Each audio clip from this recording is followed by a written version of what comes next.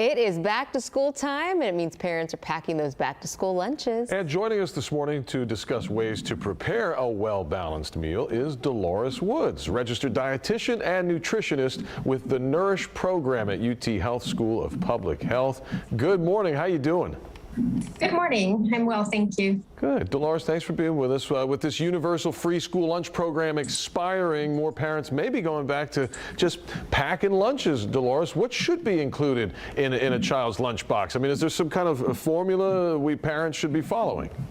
You know, there is. We want to make sure that there's variety and balance, and the balance is going to come with making sure you're adding a good source of protein, some whole grains, vegetables, and fruit. So for example, something like a lean meat, turkey, chicken, tuna is great, hard-boiled eggs, beans are also a really good choice, or hummus. So that would be your grain. And then making some healthy swaps for a whole grain, so whole grain crackers, bread, and veggies. Kids love to dip vegetables, so having some guacamole, or like I said, the hummus, and your fruit for your dessert. So having that balance is really important. And what if the kids are asking for, the PB&J or an Uncrustable or maybe a Lunchable? Is there a healthy way to go that route? There is, and PB&J is perfectly fine. We just want to have a healthier swap. So making sure that, we're adding some of the whole wheat breads. If your kids don't really like it, you could do one slice that's white and then one slice that's wheat and kind of gradually introduce it.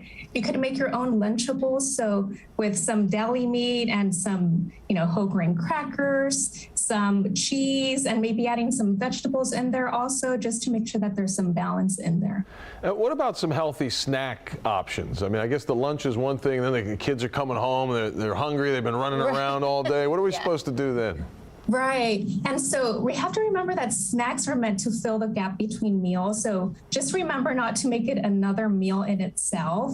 So a good rule of thumb, again, good protein-rich foods and a carb-rich food. So string cheese with some crackers, hummus with carrots or pita, a low-sugar yogurt with some fruit. You could even make a small quesadilla, nuts and popcorn if you want something that's a little easier. So those are good snacks. We have to keep in mind the portion size. Absolutely. My kids will run into the house after school. They want cookies immediately, and I try to explain to them why that is bad.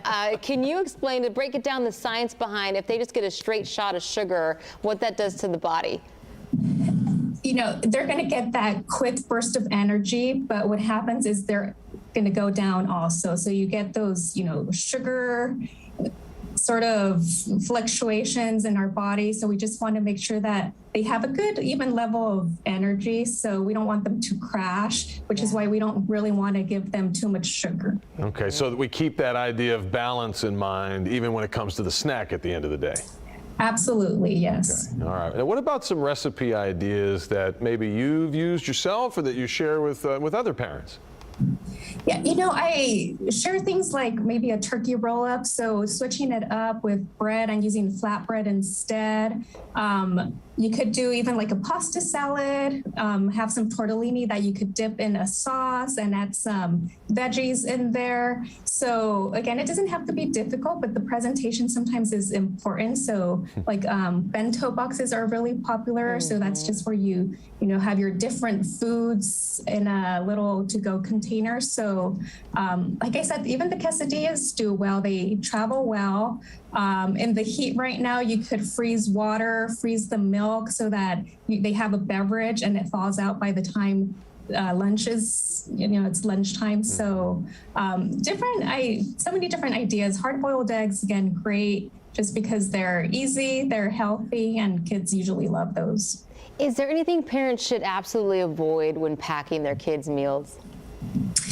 I would say with the beverages, we have to be careful that we're not packing too many sugary beverages. So even sports drinks, if they're not in sports, I see some kids drinking energy drinks and they should absolutely not, or coffee. They don't really need that caffeine. So I would just, avoid any of those sugary beverages. If your child likes fruit juice, limit it to 4 ounces serving, but, try to avoid any of the other sodas and sugary beverages. Okay, yeah, there's so much calories, I guess, sugar and stuff, and the whatever else is packed into those. What about calories, Dolores? Should we be counting calories? Should we be worried or keeping it a certain number for children at certain age groups? You know, we shouldn't really be counting calories, not for kids. They're growing, and so they obviously need to eat. When they're eating a well-balanced meal and, you know, they're having all of the different food groups, they're going to do well in school, but they're also going to be able to maintain their weight at a healthy, weight. And Dolores, say parents have their kids are buying school lunch this year. How are school meals these days? You know, school meals are great. And I know in the past, maybe they've gotten a bad rap, but schools really do a great job in providing well-balanced meals that provide all of the nutrients your child needs. So it's a really great option for any kid.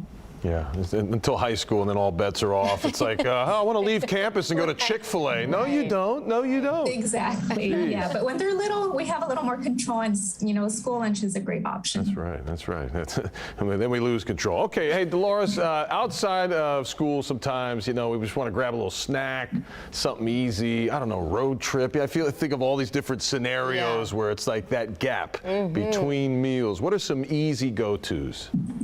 So, first of all, we need to prepare. So I would say buy some nuts in bulk, make your own trail mix with, some dried fruits, some nuts. You could even add some chocolate chips, just a little bit, so that they have that sweetness in there. Some yogurt cups are fine also. String cheese, I think, is a great option. Whole grain crackers, you could portion them out. So there are, some options. We're not going to say no always to some of these sort of packaged foods, but really it's in moderation. And for a road trip, if you have some pretzels or some chips, it's not the end of the world, right? We just don't want to make it a daily habit. That's right. Yep. Make me feel a lot better about these decisions. I know. I mean, because you can stare at a wall and I'm not going to eat anything because I can find something wrong with everything on the shelf if you go too deep. Right. Exactly. Well, we don't want to go too deep. We don't want to drive them crazy. We don't drive ourselves crazy. Just try to find some balance. Yes. Exactly. Dolores Woods, registered dietitian and nutritionist with the Nourish program at UT Health School of Public Health. Thank you so much for your expertise. We appreciate it. Thank you. Have a good day.